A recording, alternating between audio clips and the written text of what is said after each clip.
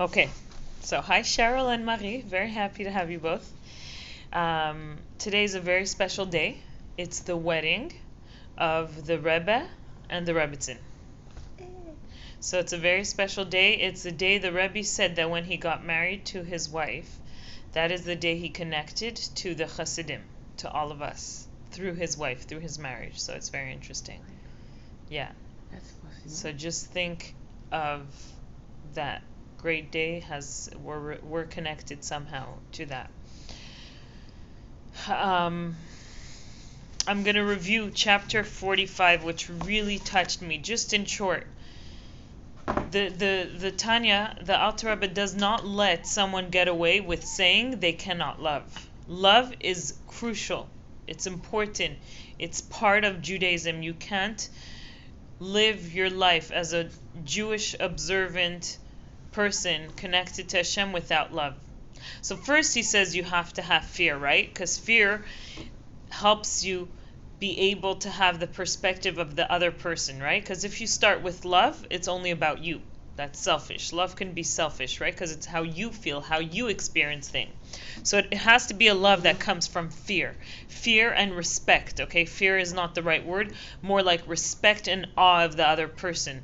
Through getting that awe and that respect, you're able to have the perspective of what does the other person want? Not what you want, what you feel. What does the other person want?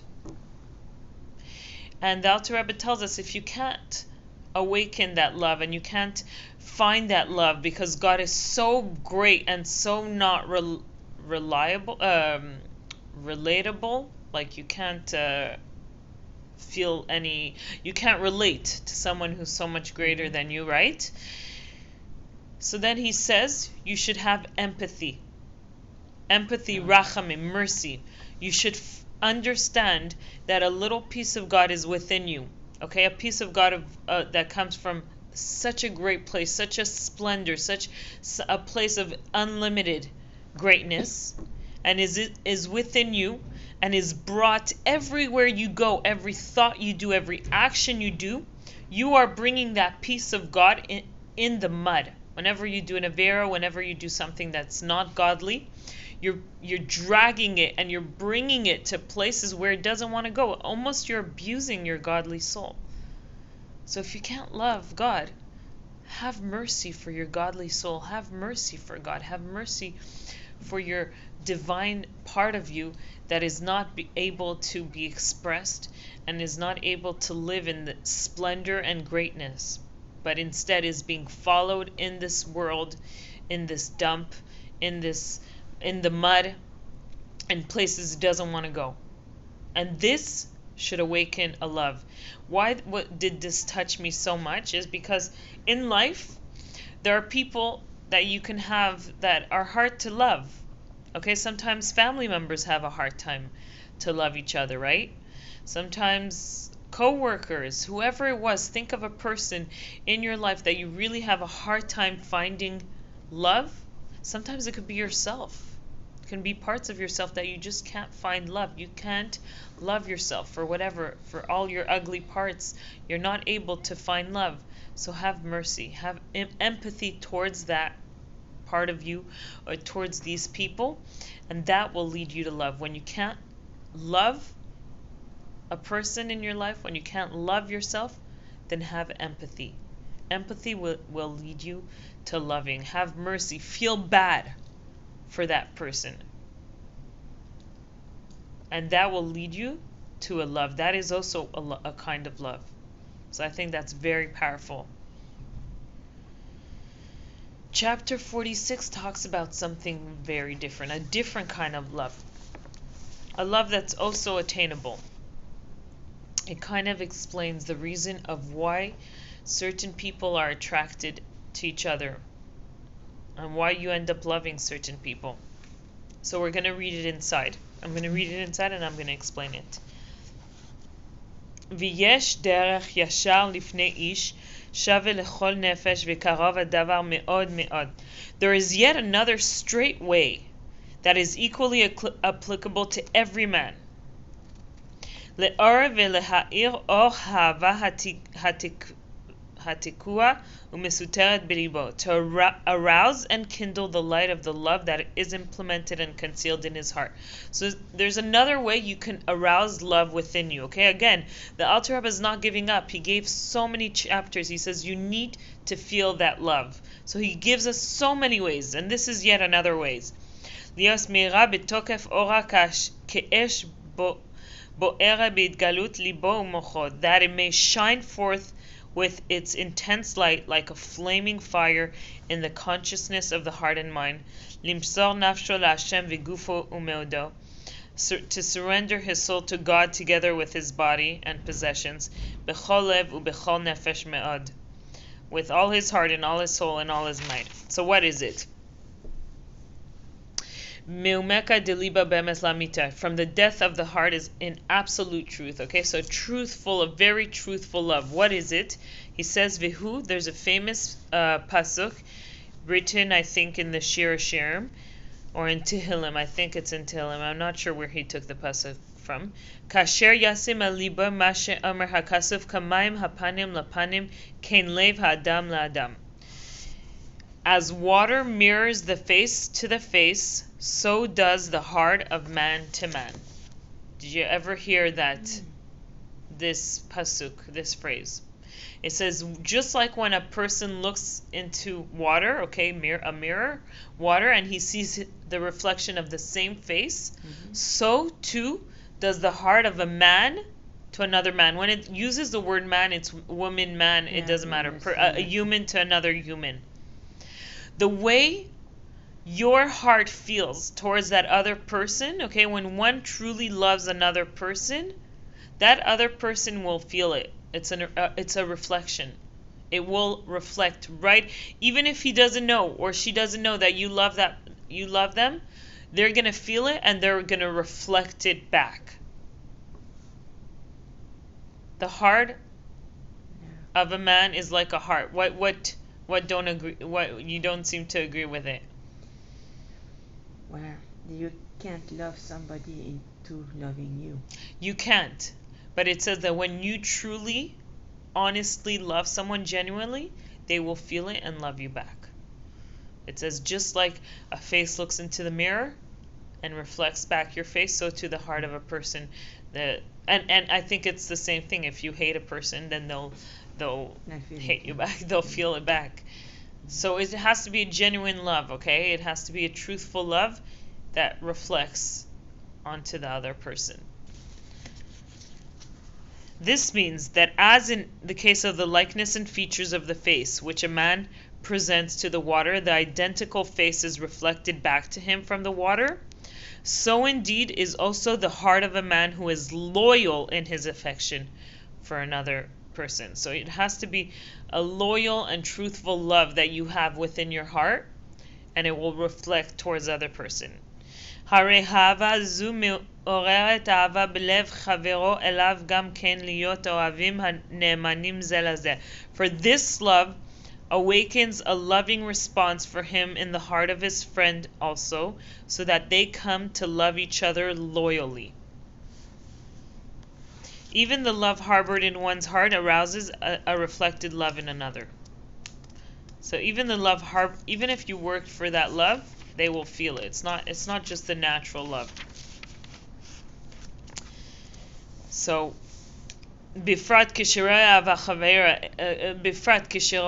אהבת חברו אליו, especially when he sees his friend's love for him, when it's freely revealed, when you express it, so then too they will feel it. So first you have to love loyally, truthfully inside, and if you show it, then even more so they're going to reflect it. והנה זהו טבע הנהוג במידת כל אדם אף אם שניהם שווים במעלה. Such is the common nature in the character of every man, even when they are equal in status. Okay? So this is the nature, okay? The Alter Rebbe says this is the nature of man to man. Why do people get attracted to each other? Usually it comes from a love. Sometimes it can be a love that you worked on, right? And that when you love another person, the other person will end up loving you. It will reflect. Okay? maybe there might be exceptions. Maybe you loved certain people and they unfortunately were not able to In an ideal mirror world, that back. is it that we are not able to love completely when it doesn't happen? Maybe your love wasn't truthfully, or maybe they're just really broken that they weren't able to feel it. The love of a child. The love of a child? What are you saying? Can the love of a child be not enough? Like not true enough? Not. It is true. So why you're saying sometimes a child doesn't feel the love of a parent? Yeah.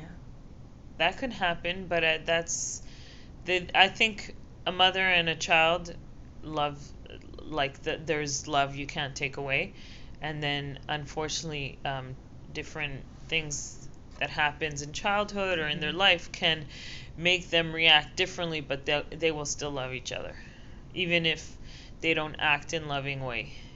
They still love each other. And I think it's very important for parents and children to love and to express it, and that as long as they don't express it, it will hurt. It will be hurting. And this is kind of the relationship between a Jew and God. As long as we don't express that love, and we don't feel the love. Do you feel the love of God towards you? We don't feel it. It's difficult. It's very difficult, but it's there. We don't feel it because our conscience maybe is not awake enough to feel it, but it's there. That's what the Tanya tells us, and we need to connect to that love. We need to feel it. But something is strange because in my entourage there is somebody who's always accusing God of being insensitive, considering what's happening in the world, and every time, I don't even have to think about it. I react like, no, that's not true. That's not the way. That's not what happens. You're reading the situation wrong. They can be upset at God. Yeah, but it's when it comes up to almost insulting God, I can't take it. I can't. And it just I don't think about it. It comes out right away. And And there was one time when I put a stop at that. I said, listen, whatever you want to say, you don't say that in front of me anymore. Because as a Jew, I was born to testify of God. That's it. You'll never get anything away out of me different from that. And it was not like I thought about it or it came naturally. Like and this person, after like a couple minutes, goes, "Oh, you're right. I shouldn't think this way." And it takes a couple of minutes, but it comes back. Yeah. So sometimes people do things unconsciously. I think there is so naturally. The Tanya says, the Alter Rebbe tells us that when you feel love towards another person, it should be reflected. After, unfortunately, different circumstances can make that person not be conscious of that love that's given towards them and will not always reflect. But usually, naturally, that's how it should be. Yeah. And the thing is, when I do that, that's a moment when I kind of feel God's love. And I don't know if it's in my imagination or whatever. But no, I don't think it's in your imagination. For a few seconds, I feel it. I feel a sort of thank you, kid. When you defend him, you're saying? That's nice. Because it's a natural love. Thank you, kid. When you defend him, it's kind of that is your love towards him. It's like you don't even ask. Like, it's like a mother who, the minute something happens to her child, she'll react in such a way, and suddenly she'll realize, wow, like, I do love my child. You want to know where I got this? Where? This class. The love? That's beautiful. Well, that's what learning. So it's kind of, Tanya is supposed to awaken and make us more conscious of this. So let's continue reading. ועל אחס כמה וכמה אם מלך גדול ורב מראה אהבה הגדולה ועצומה לאיש הדיוט ונבזה ושפל אנשים ומנוול ומוטל באשפה. How much more so is in the case if a great and mighty king who rules over many lands displays his great and intense love for a commoner who is despised and lowly among men, a disgraceful creature cast on the dunghill. Okay, so imagine between two people, if one loves one person, they will feel it. How much more so if it's a really important person who loves a regular person? How much stronger that love will be. V'yared elav mimakam kvode im kol sarav yardav. Yet the king, comes down to him from the place of his glory, together with all his retinue. Umekimo umerimo me'ashpaso umachniso lehechalo hechal hamelach cheder lefani mecheder makom she'en kol eved v'shar nichnas l'shem, and raises him and exalts him from his dunghill, and brings him into his palace, the royal palace, and within the palace itself he leads him in the innermost chamber, and place such as no servant, no lord ever enters. ומיסייחד עמו שם בייחוד וקירוב אמיתי וחיבוק ונישוק והזדבקות ברוכה בכל לב ונפש. And there he shares with him the closest companionship, with mutual embraces and kisses and attachment of spirit to spirit, with their whole heart and soul. על אחת כמה וכמה שתתעורר ממילא אהבה כפולה ומוכפלת בלב האדיוט ושפל הנשם הזה אל נפש המלך בהזכחות הנפש ממש מלב ונפש מעומקא דליבה לאין קץ. How much more so will there be aroused of itself a double and redoubled love in the heart of this most common and humble individual for the person of the king, with the true attachment of spirit from heart and soul, from the infinite depth of his heart. What is it saying over here? It's saying that this is what happened to the Jewish people. The king, who is God, who is the mightiest king, the most glorious, think of anything glorious in this world is just a creation of Hashem. So imagine how he must be glorious. Everything beautiful, everything that you love, that you admire, that you're in awe, is all from Hashem. So imagine how much more greater he is. And he decided to come down to this world and to connect with the Jewish people, take them, elevate them. When he took them out of Egypt, it was the lowest place. They were in their lowest state.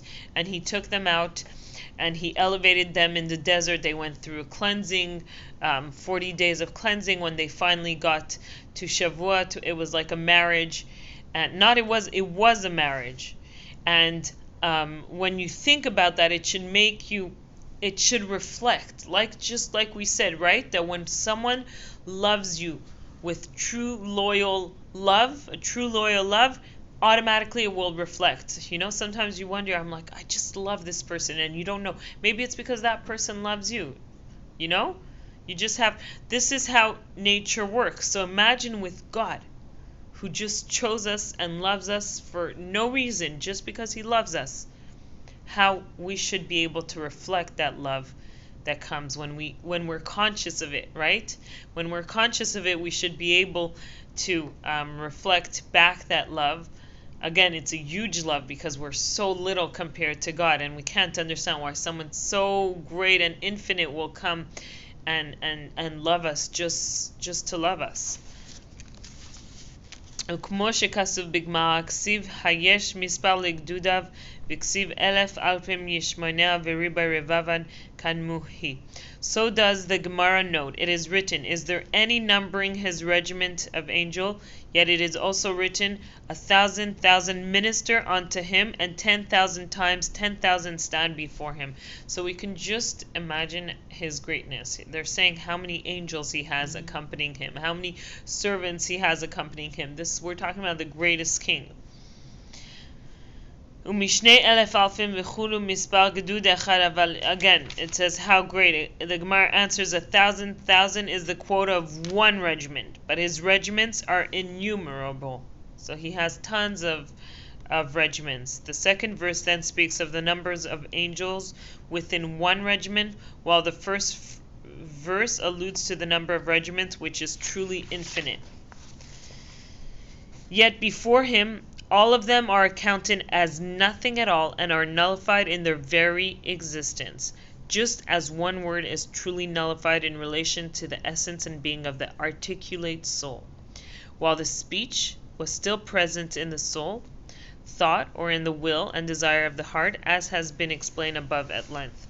Again, we understand that all this huge greatness of God that surrounds him, they all become null before him. Before one word he says, and they're all nullified. All these angels, they ask, where is the place of his glory? And they answer, the whole physical earth is full of his glory. So they look for God, and he says, all his glory is in this earth. Because why? Because of his people, Israel. Because this is where he gave it. This is where he wants to be. And he chose us. And this love, this loyal, infinite love should make us be able to reflect that love. So yes, if one person cannot find that love within them, they should know that when one person loves you, you should be able to reflect that love back, right? Why you're attracted to certain people, why you love certain people and you don't understand why, it's usually because the other person loves you too.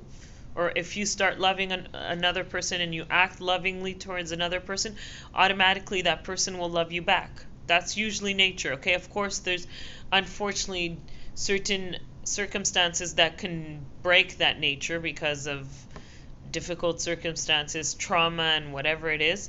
But normally that is nature. So the natural way, we should be able to love God because he gave us that love. He's loyal to us. He gave us that love already back over 2,000 years. And he's still loving us and he's still there for us. He's always there. We just don't feel it. But we should be able to be aware of it and reflect back that love towards him. For the Holy One, blessed be he, forsook the higher and lower creatures, choosing none of them but Israel his people. He didn't choose anything but his people, whom he brought out of Egypt, the obscenity of the earth, the place of filth and impurity. So he brought them out of the lowest place of the earth. V'lo al yedei malach v'lo al yedei chulu, ela HaKadosh Baruch Hu b'chvodo b'atzmo yared l'shem. And he didn't bring them out through an angel. He didn't say, send an angel and say, take them out. It was he himself. Nor through a messenger. But the Holy One, blessed be he himself in his glory, descended there. Let that sink in. Let that sink in. That is huge. It's like the story I said of last week of this king who was driving through town and he passed by a dump. And in the dump he sees a girl who's all dressed dirty and everything, and he takes her himself. He goes out of his chariot and he goes and he brings her in his chariot and he brings her all the way to his palace and cleans her up and makes her beautiful and everything, and brings him in his private room and marries her. This is the story of the Jewish people and God. And this story is enough to should make us feel that love towards God, because God gave us that love and he shows us that love. And just like our face in a mirror or in water reflects, so too the love of a person and the love of God should reflect back. We should be able to reflect that love back just because we were given that love. We just have to be conscious of it, like Marie said. And when you're conscious of it, you should feel it. And I'm happy to hear that through learning Tanya, that's the first time you started loving God. I think also for me, that's my experience, because you can't, it's an exercise. It says emunah is exercising, right? It comes from the word exercise. You can't just love God like that. You kind of have to exercise your brain. Your brain literally is trained to see physical thing and nothing else. And you have to train your brain to believe that there's something beyond the physical. It doesn't just come, and it's not because you trained it once, right? When you exercise, It's not like one exercise and that's it, you're strong for the rest of your life. You have to keep on training. And even if you do 5 months and 6 months and 7 months and a year or 2 years, you have to keep. It will never be enough, right? So too, your brain needs to be trained to understand that this is the reality. Even if we don't feel it, because our brain is, again, covered in klipa, so we don't see the reality as is. And in order to be able to reveal and remove that klipa, we have to train and understand the story behind the Jewish people. That God came and chose us and He loves us. And since He can't physically embrace us, right? Since He can't physically embrace us and kiss us, how does He do it? What did we learn? And it repeats it in here. What did He give us? In the Tanya, it says, I want to read it in here. Inside, so you guys see, it's incredible. I was learning this chapter and I was like, wow, this is crazy. Like I didn't even know these things. Ve'arad la'atzilo, and I descended to save him, right? God descended to save the Jewish people. Kedei lekarvam elav bekiruv ve'yichud amiti be'izkashrus hanefesh mamash, in order to bring them near to him in true closeness and unity with a real attachment of soul. Bivchinas neshikim pela pele davar Hashem zu halacha, on the level of kisses of mouth to mouth, so that the Jew's mouth be united with the mouth of speech of God. How? By uttering the word of the halacha. When you read the sefer of halacha, all the mitzvahs He gave him, when you read it, it's as if you're kissing God mouth to mouth.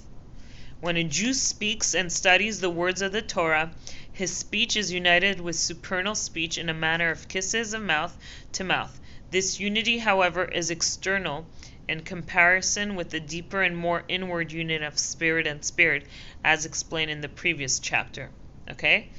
This deeper level of unity is also attained through Torah study.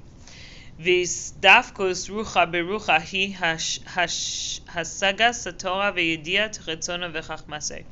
And the fusion of spirit, of man with spirit of God, namely the comprehension of the Torah and the knowledge of His will and wisdom. So by understanding, I guess through learning Tanya, you can have that. By understanding the knowledge of His will and wisdom, this is how you unite your spirit to spirit. When Torah is studied with comprehension, the person knows both God's will and wisdom. Knowing the halacha, the law that determines that an object is either kosher or non-kosher, constitutes the knowledge of God's will, while comprehending the reason for the halacha relates to God's wisdom. Okay, so it's understanding how halacha, what is kosher, what is not, all these things. You know, when it says that men have to learn Torah, it's a mitzvah, it's really a way of a unity between God and His people. It's big, it's huge. Dechula chad mamash, which are truly one's God's will, because we're learning God's will and His wisdom. By learning Torah, it's like we're connected to His essence. God's essence is His will and His wisdom. What is His will and His wisdom? It's Torah. So by uniting is you're connecting to the essence of God. Even if you don't understand it, because you can learn and not understand it, it doesn't matter. It's still His will that you're connecting to. Also with a form of embrace. So how do you embrace? How do we embrace God? How does God embrace us? Namely, the fulfillment of the positive precepts with the 248 organs, right?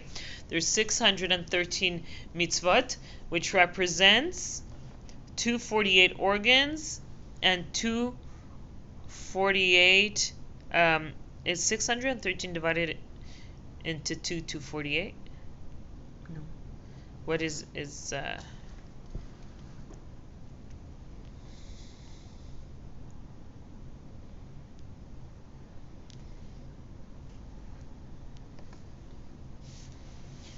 360. No, 316 divided by 2. 316 divided by 2.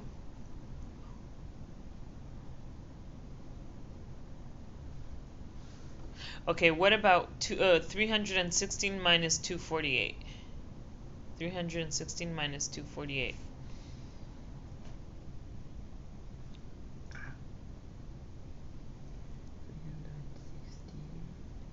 Minus. Oh, not. Did I say 316? I meant 613. Sorry. 613 minus 248.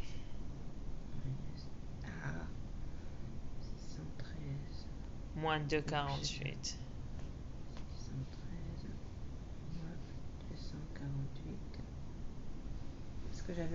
Oh, so it's 365. Okay, so there's 240 limbs, and I'm not sure what 365. Are they going to say what 365 represents? But I know there's the limbs, and there's also the whole nervous system, like the whole blood vessels. It should come out to all the body organs. Anyways, it says over here, "De ramach pikudim hen ramach evarav de malka keniskar le'el." For the 248 ordinance are the 248 organs of the king, as mentioned earlier. Right? There's each organ of the body is an appropriate vessel for the particular faculty of the soul that resides therein, such as the eye for the faculty of sight, the ear for the faculty of hearing, and so on. So too, each mitzvah is an appropriate vessel for the specific emanation of the divine will that desires the Jew to perform the particular commandment. So you understood, just like every part of the body has a function, so too every mitzvah has a function, and it's a different way of connecting, of the Jewish spirit or this Jewish soul connecting to God and embracing Him. So it's a different limb, and each mitzvah represents a different kind of embrace. V'derech klal nechlakim l'shalosh bechinat yamin v'smol ve'emsa shehen chesed, din ve'rachamim. In a general manner, these 248 positive mitzvahs are divided into three categories: right, left, and center, namely chesed, kindness, din, stern justice, and rachman, mercy. These are mitzvahs which are in the category of the right side, others of the category of the left side, and still others in the category of the center. Okay, so the mitzvahs are divided into right, left, and center, which represents to chesed, kindness. So there's the mitzvahs that will be done through kindness, through God's kindness. There will be mitzvahs that will represent God's severity, the stern, the justice. And then there's a center, and also you can see in the over here, there's chesed, gvura, and mercy, and tiferes is always in the center. So these different mitzvahs, they're going to be placed in different parts of God's, and they will come down to us when we do a mitzvah. We are bringing down that part of God. So by understanding this is really understanding what happens when we do a mitzvah. You're not just doing a mitzvah to do. You're actually connecting and embracing God and bringing a certain energy down to this world every time you do a mitzvah.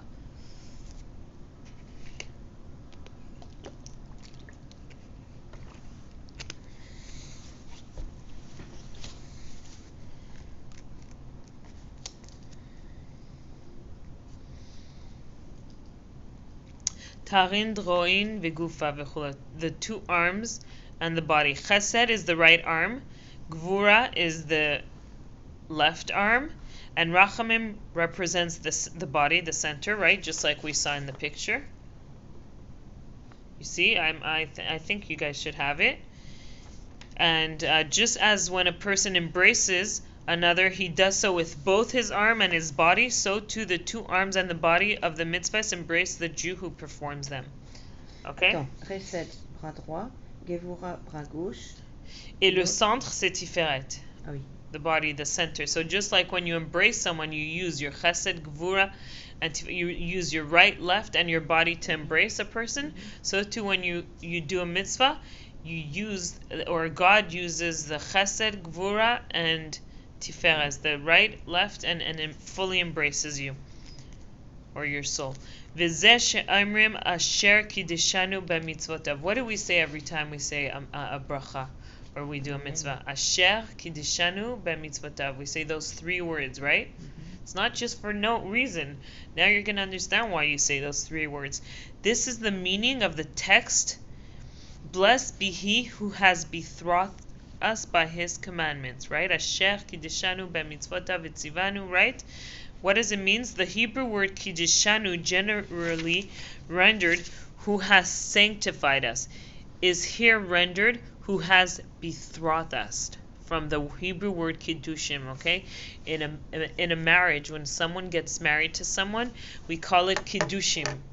The husband says, Hare at mekudeshet li. The word kedusha can mean sanctify, but it also is a word of unity, of strong unity. Every time you do a mitzvah, we say, Baruch atah Hashem Elokeinu melech haolam asher kiddushanu b'mitzvotav. Literally, who betrothed us, who wants to connect with us, who wants to be intimate with us. Through this mitzvah, we are experiencing an intimate time with God and bringing down energy into this world in an intimate way. So it's not enough to do a mitzvah just out of routine. It's important to know and to be aware of what you're doing and what emotion you should have. When you understand that God does this in order to embrace us and to love us, this should be done with an emotion. If not, it's not really gonna, when you embrace someone, just like, when someone just is forced to hug you, they hug you no, that's not what God wants. He wants a real embrace. כאדם המקדש אישה להיות מיוחדת עמו בייחוד גמור כמו שכסו ודבק באשתו והיו לבשר אדם. It's like a man who betroths a wife so that she be united with him in a perfect bond, as it is written, and he shall cleave to his wife and they shall be one flesh. ככה ממש ויותר על כן לאין קץ הוא ייחוד נפש האלוקית העוסקת בתורה ומצוות ונפש החיונית לבושיהן הנ"ל באור אין סוף ברוך הוא. Exactly similar to the unity achieved through betrothal, and even infinitely surpassing it, is the union of the divine soul that is engaged in Torah and the commandments, and of the vivifying soul and their garments referred to above, through thought, speech, and action, all of them becoming united with the light of the blessed Ein Sof. So literally, when you do a mitzvah or when you learn Torah, you're literally uniting just like husband and wife unites. It's a kind of unity, and it's not enough to do it out of habit or just because you have to do it or just because you do it. It's literally having the intention and realizing what is happening when you're doing this, and having the emotion, the feeling of love towards God.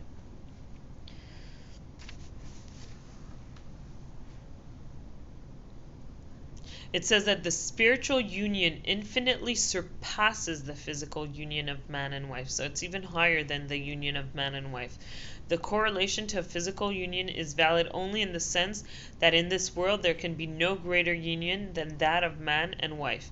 This union is termed Kiddushim. So the union that we experience through Torah and Mitzvah is greater than the union of man and wife.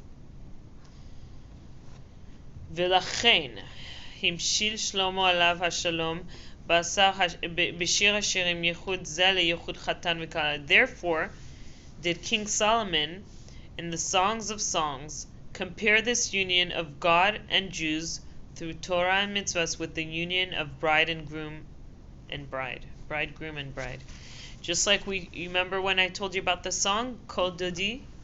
When he explains this is why he compares it, this union between bride and groom, because it's literally, that is the union. Bidvika chashika v'chafitza b'chibuk v'nishuk. This union being with attachment, an external level of unity, with longing, a more inward level of unity, and desire, an even more inward level of unity, and with embrace and kissing. All the above manners of union are found in the Jew's relationship to God through Torah and mitzvot. Ok, mais là j'ai une question. Yes. Cette unité entre l'homme et la femme, c'est un noyau où aucune autre femme n'est supposée rentrer, Right. aucun autre homme. Right. Qu'est-ce que ça signifie dans le cadre des mariages Abraham avec non pas Abraham, Yitzhak avec Non, Yitzhak, il avait une femme. l'autre Yaakov, il avait 4 Jacob femmes. avec 4 femmes. Comment un homme peut-il réaliser cette unité avec 4 personnes? So that's a good question, but I can't answer it because I don't know. I don't know what it again. The unity between man and God is greater than marriage. How did Yaakov experience a unity? I'm not really sure. It was an exception because it wasn't an exception. Yeah, there was David avait beaucoup de femmes. Mais il avait pas la même. Il avait beaucoup de femmes pour certaines raisons, pour les bagarres. Mais après ça, tu vois que chacun ils avaient leur femme où ils ont expérience cette union, comme avec sa femme Bathsheba. C'est là qu'il a eu son fils Shlomo qui a hérité le royaume. So I think they all experienced that with one woman, and they had that closeness. And why were they married with other women? Ça veut dire que ces autres femmes n'ont pas eu le droit à cette forme d'union. Peut-être ils voulaient pas. Peut-être il y a des femmes que c'est pas spécialement leur. I don't know. I can't really talk, but I can imagine that they weren't miserable to be married to a king. Don't worry. They had a palace. They had everything they wanted. I don't. After for Yaakov, it's a different story. He was tricked into marrying Leah, and then he wanted to marry Rachel, really, so he had to marry Rachel after. So no, it's a good question. Mais on voit bien que Léa ressentait que son mari ne l'aimait pas. Ouais. Elle le ressentait. Quand elle a donné des enfants, elle a donné des noms en disant maintenant mon mari va m'aimer. Ouais. Mais à la fin, c'est elle qui était enterrée avec son mari. So lui. it's huge. So c'était une différente amour qu'ils ont dû travailler pour. I don't know. I can't answer this question, but again, the Tanya tells us that there is a certain unity between husband and wife that is holy, that's called kiddushin, betrothed. And it's the same unity that is experienced through the Jewish people and God. And it says even that you can't compare it. Even the unity in marriage, the unity between God and his people is even greater than that. So, but it's a good question. I question also why were they allowed? Why does the Torah allow many wives to one husband? It for me it doesn't make sense. I'm like, thank God I don't live in those times, because I can't understand that. But maybe there's, I remember someone telling me maybe some women don't really care about that unity. They just care about the comfort and having a home and having whatever, Yeah, some do. Some don't. I know some who don't. But it seemed that Leah did. Right. Well, but as you said, she ended up. I think she ended up maybe having it because they did end up living together, and So v'zeh she'omrim Mashiach, we're going to finish the chapter. What time is it? 2:53. Okay. V'zeh she'omrim Mashiach kedishanu b'mitzvotav. This is also the meaning of the blessing alluded to above, who has sanctified us by his commandment. Shehalanu lemalot kodesh ha'elyon baruch hu shehi kedushato shel hakadosh b'chvodu b'atzmai. That he has elevated us to the heights of the supreme holiness, which is the holiness of the Holy One. He elevated us to be able to connect to him. V'kedusha hi leshon havdala ma shekadosh baruch hu muvdal mehaolamos. Kedusha is a term indicating separateness, in that the Holy One, blessed be, is apart from the world. So he kind of separated us from the world. It's interesting because yesterday I was teaching the kids. We did about Hanukkah, and we did a science experiment about oil, right? The whole miracle happened with the oil, and all of Hanukkah, it's all about the oil. Lighting the menorah with oil, eating oily foods, it's all about oil. Why? what's great about oil is that oil, if you have it on if it comes on a material, it spreads everywhere. It's very hard to remove, right? It stains, it's greasy. But if you put it in water, and we did it with the kids, when we put it in water, what happens to the oil? It rises above, it separates itself from the rest of the world. Kind of what happened when God took us, Kiddushanu, Asher Kiddushanu, He separated us and made us able to connect to Him and sanctify Him, and that is what happens that's why only a Jew is able to do a mitzvah and able to accomplish what we accomplish when we do a mitzvah. This being the quality of encompassing all worlds, being unable to clothe himself within them.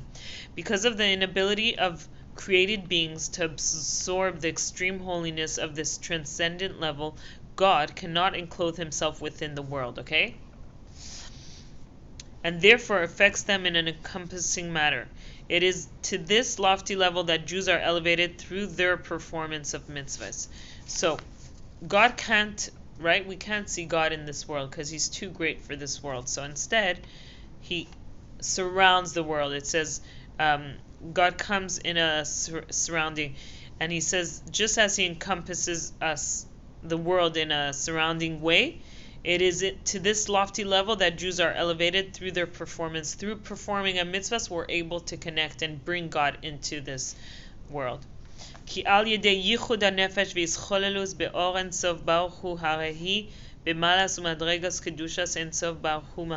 through the union of the soul with and its absorption into the light of the Ein Sof, it attains the quality and the degree of holiness of the blessed Ein Sof Himself. Since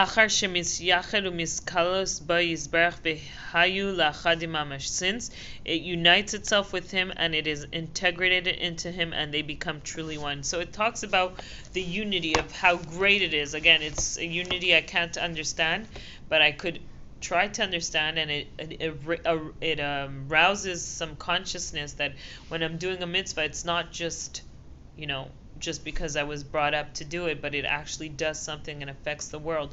When it says, when we say that, every mitzvah we do will help our Jewish people in Israel, will save the world, will purify the world, that's what we're doing. We're bringing godliness to be able to be in this world and be united and bring down His chesed, His kindness, His gvura, His severity and His empathy in this world. This will have an effect on everyone, on the world, and on the Jewish people in Israel.